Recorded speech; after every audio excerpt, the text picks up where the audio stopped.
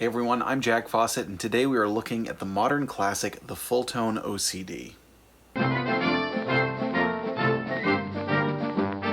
Now, I think this is just what I said it is. This is a modern classic, and I want to say roughly a decade ago, maybe-ish, this was like the industry standard overdrive pedal. I remember these being on everyone's board around the early 2010s. They just were everywhere, and for good reason. It is a good drive pedal. It's a very good, I think a lot of people overlook them now just because they were the thing for a while and everybody had them, and then everyone kind of, it seems like a lot of people got over them, and I don't see them around nearly as much except in trades and used listings. They're still a great pedal. They do a great thing. And I have a lot of experience with this pedal.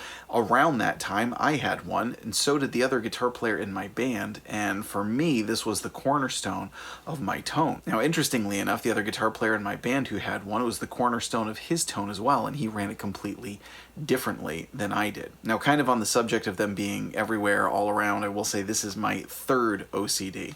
I've owned a number of different versions. This one is the version 4, which is the pretty common one. The one that I owned first was a version 4. The one that I owned second was a different version. I don't remember which version it was. And then this one is a version 4. And I like the version 4 a lot. And there's a lot of craze about the version 2. There's all kinds of talk about the different ones. And you can watch shootout videos between the different versions, but to me this is a great pedal, and I don't get too worked up over that type of thing. So what I was saying about it being the cornerstone in two different ways. Well, one of the obvious things with this pedal, besides it having a very, very wide range of sound and tone, is you have the high peak and low peak. So of course you've got a harder, edgier clipping, or you've got a softer, bluesier clipping. Well, the way that I always ran it was I had it on all the time. I had it on low peak, and just like we showed at the end of that clip there, had kind of this like triangle going on. Every so often I might kind of bump it up a little bit and have the knobs almost pointing at each other, but it was just about like this all the time. Now you notice I have the tone rolled back. It can be very bright, and today I'm plugging into the Marshall Bluesbreaker, and that can be a little too edgy for me with the tone turned up. You can add in quite a bit of snarly grind with a really, really pronounced edge to it. I liked it with the tone back, kind of like this, almost, I want to say the tone and the drive kind of almost parallel, and then making this nice little triangle right here. That was the way that I used it. Now, my friend, his name's Andy Buslovich, he now plays on Broadway in a pit orchestra for Wicked, so good on him.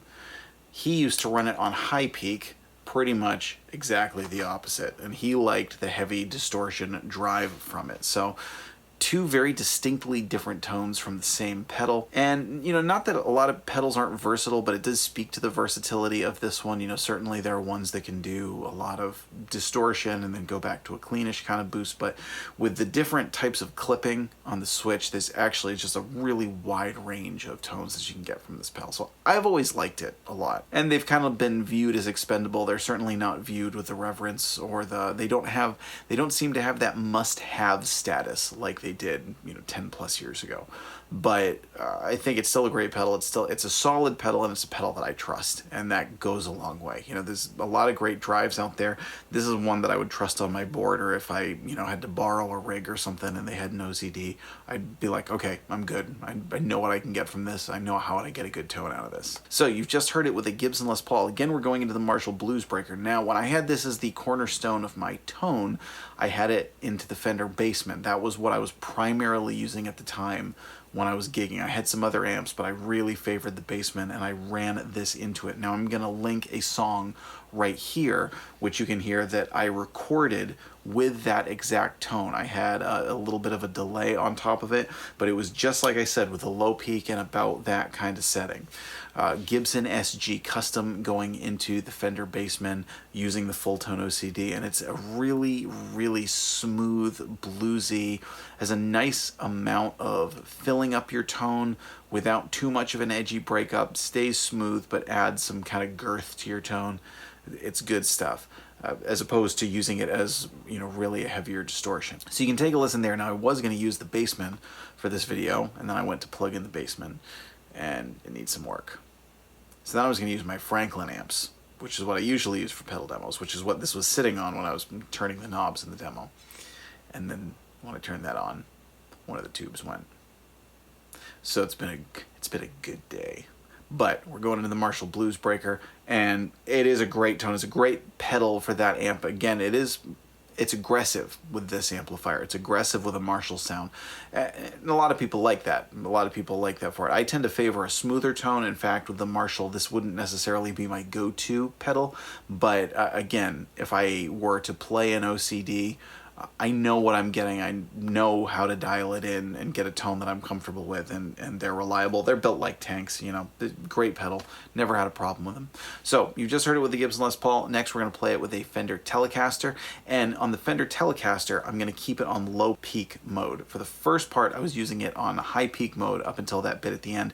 This time we're going to hear it on low peak mode, so you can hear Fulltone OCD into a Marshall, and you can hear how just kind of rich and bluesy it sounds. So please let us know in the comments, do you have an OCD? I bet a lot of you have one or have had one. I bet many of you have had multiple ones just like I have.